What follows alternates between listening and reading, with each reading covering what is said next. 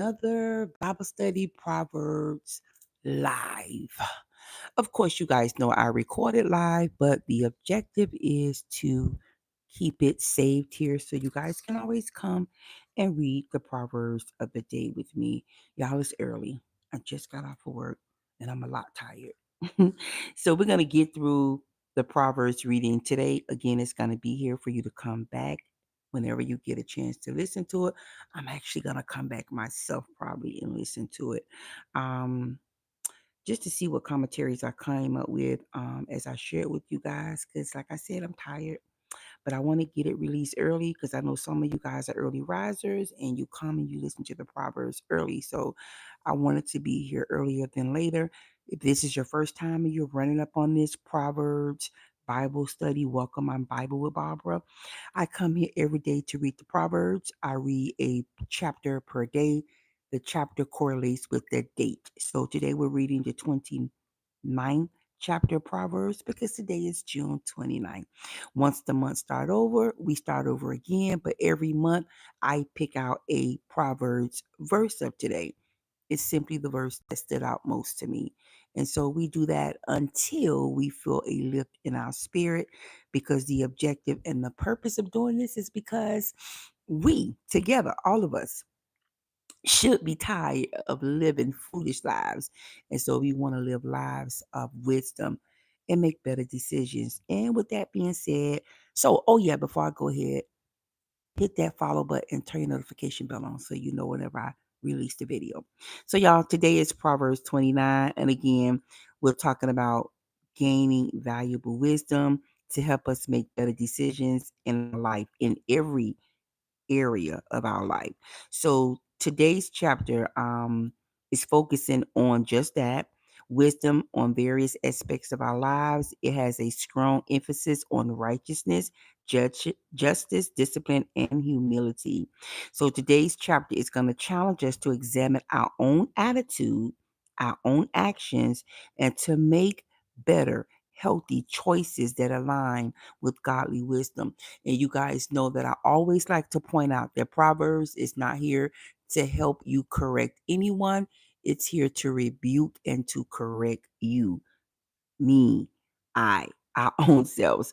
So, y'all, the key themes for Proverbs 29 includes the consequences of stubbornness and the positive impact of righteous leadership, which brings joy to the people in contrast to when the wicked rules, right? The chapter highlights the importance of caring for the poor, the necessity of discipline for wisdom, and the contrast between pride and humility. It advises against the fear of man, which is a snare. It's a trap because we should only fear the Lord, and that's a reverential fear of the Lord. And it's encouraging us to trust in the Lord for safety, for protection. The source of true justice is the Lord. And so we're going to get right into it. Again, like I said, if you're just coming in, we're going to get through the reading of Proverbs 29 today. It's early. I'm tired. And we'll come back and hi, TJ Smith. And we'll come back and we'll listen to the live later. I'll come back and go back through it later. So we're reading Proverbs 29 in your hearing. So let's get going. Warnings and instructions. He who hardens his neck and refuses instructions after being often reproved, which is corrected and criticized, will suddenly be broken beyond repair. Again, y'all, I always like to tell y'all which translation I'm reading because depending on the Proverbs, I vacillate between different translations. So today I'm going to be reading out of the Passion Translation. So just for my note takers, today I'm going to be reading out of the Passion Translation version. So again, let's read verse 1 again. Proverbs 29, verse 1. He who hardens his neck and refuses instructions after being often reproved, which is corrected and rebuked, will suddenly, all of a sudden, out of nowhere, will be broken beyond repair. And this means if you continue to remain hardened, a hardened heart, stubborn, unrepentant, ultimately you will face destruction and it's going to come suddenly out of nowhere. You won't even be prepared. It's going to catch you off guard. When the righteous are in authority and become great, the people rejoice. But when the wicked man rules, the people groan and sigh. And we can all just look at our own government, right? And depending on how you feel about our leadership government right now, some people, they're rejoicing, they're happy, they feel good about the current leadership. Some people, guess what? They groan and they sigh. So, that's just going to depend on what you feel about it. But again, it's saying that when the righteous are in authority, so the person who's righteous is going to do what's right. They're going to be fair. They're going to be equal, right? For all people, right? It says the people rejoice. But when the wicked man rules, the people groan and they sigh. A man who loves wisdom makes his father joyful, but he who associates with prostitutes wastes his wealth. I think that goes without saying. Verse 4, the king establishes the land by justice, but a man who takes bribes overthrows it. And so when it's talking about king, it's talking about those in charge, the ruler, right? The ruler, your the people in charge, your government, your local government, and it's saying when they rule, they stabilize the land. And how do they do this? By being fair and honest, right? By having integrity and making good choices for everybody. But in contrast, it says, but a man who takes bribe overthrows it. And so he eventually weakens the economy, he weakens the land, and it ends up eventually destroying it. Oh, yeah. And we've seen much of that happen here, right? In our nation, in the United States. But let's keep going. A man who flatters his neighbor is spreading a net for his own feet. So flatter can be used as a trap to hide ulterior motives. So you got to be careful of people who got real smooth, quick words. You ever met somebody who outspeak you? They talk faster than you. You can't get a word in. They trying to hide something. They trying to, if you will, put something on the rug, hopefully put something over your head so that you can't catch it. They have ulterior motives. And it says they're spreading a net for their own feet. So you got to be careful when you try to set a trap for others, because we talked about it the other day. The very trap that you set for others, it might just be for you. By his wicked plan, an evil man is trapped, but the righteous man sings and rejoices, for his plans brings good things to him. The righteous man cares for the rights of the poor, but the wicked man has no interest in such knowledge. So the wicked man, those who are evil and wicked, they make no attempt to help the poor. They have no desire to help the poor. And so it's saying the righteous man actually cares, right? The righteous man will try to do much with little, right? Whereas the wicked man that has much doesn't even have a desire to do anything, right? Let's go on. We're going into verse 8. In this section, it's going to be talking about arguing with a fool. And we talked about it, I think, yesterday or the day before, that at some point in our lives, all of us have been a fool. And that's the reason why we come here every day, y'all, because we try to turn from our foolish ways and live our life with wisdom. And so that is the main objective of coming here daily to read the Proverbs. And so that the Proverbs can correct us and so that we can turn, right? Turn and go in the right way. So verse 8 says, scoffers set a city afire, and they do this by stirring up trouble. Scoffers is another word for scoffers, is like arrogant people. You can't tell them nothing. They're always right. It says these people, they set a city afire. They love to pick fights, right? They always are the ones who running off at the mouth. They got the most to say. They are the most informative, and they way is right, and you're always wrong. Don't make no sense. We're arguing with them. It says, but wise men turn away anger, and they restore order with their good judgment. And so the wise man, by doing this, means that you got to walk in a place of humility, and you got to pursue peace, right? It doesn't mean that the other person is right But being wise means you pursue peace, right? We talked about it last week about setting those boundaries and knowing when to walk away from chatter that doesn't matter. Verse 9, if a wise man has a controversial with a foolish and arrogant man, the foolish man ignores logic and fairness and only rages or laughs, and there is no rest. And I think it was the day before yesterday where it says they make a mockery when a wise person tries to impart wisdom into a fool. They don't want to hear what you got to say. The fool won't even allow you to get a word in. They don't want to settle it in a peaceful and a calm manner, right? So using wisdom is calling us to do what? Use wisdom. Don't even bother. Don't even worry about it. It's just that thing with boundaries. Everybody can't get it, everybody can't go.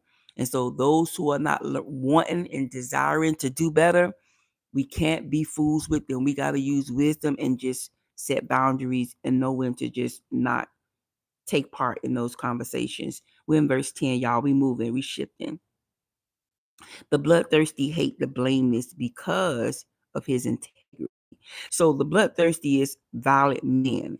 And it says that they hate integrity.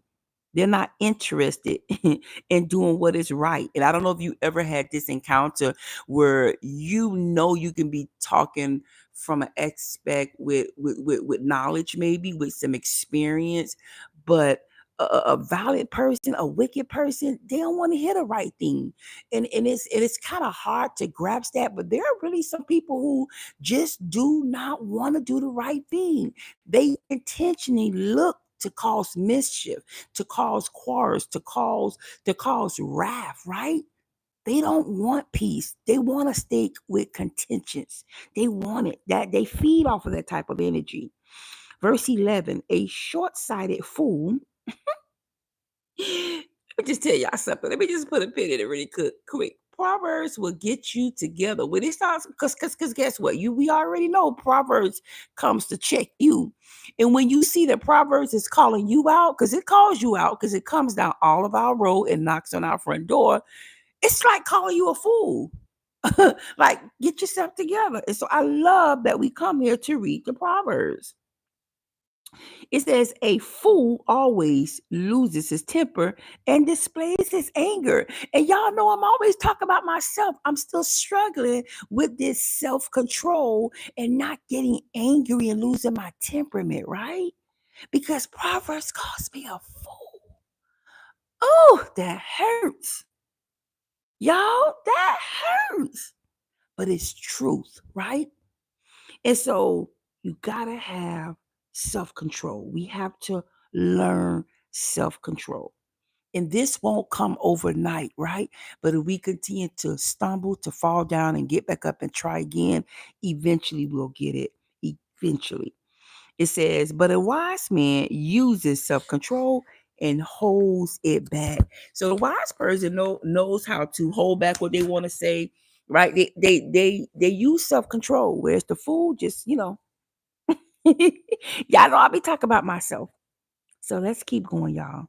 If a ruler pays attention to lies and encourages corruption, all his officials will become wicked.